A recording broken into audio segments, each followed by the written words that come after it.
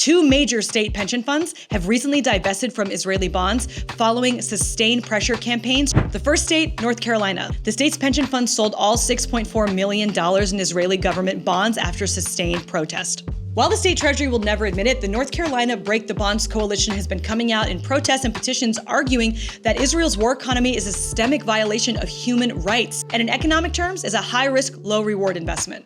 Michigan's state retirement system manages $115 billion pensions for 500,000 public workers, and they are done with Israeli bonds. Public records show that Michigan's retirement system has declined to reinvest the $10 million they had in Israeli bonds. And they also bought 0 new bonds since divestment campaigns began in 2024. Michigan Divest mobilized thousands of residents, labor unions, and organizations to all come together and put pressure on the state investment board. Around the country, immigrants have been going to routine court dates for things like parking tickets, and after they leave the courtroom, they're being immediately arrested by ICE. In most cases, they have no warrants and they're just grabbing people they think are undocumented. But Rhode Island activists are on the verge of a major victory, moving to virtual court hearings. And in the face of thousands of signatures on petitions and protests, the governor has remained silent.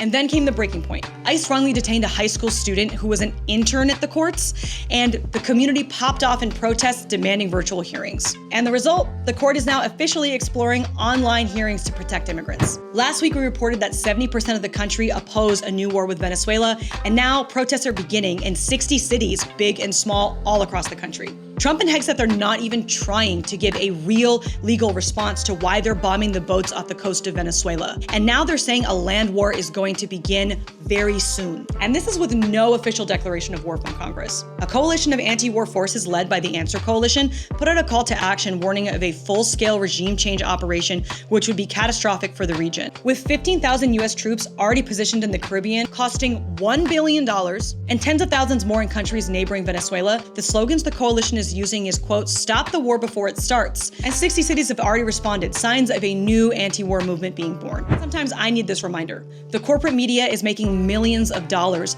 off of making us depressed, isolated, and also brain rotted. So struggles like these are the antidote. If there's a struggle like this near you, please let us know in the comments. We want to cover it.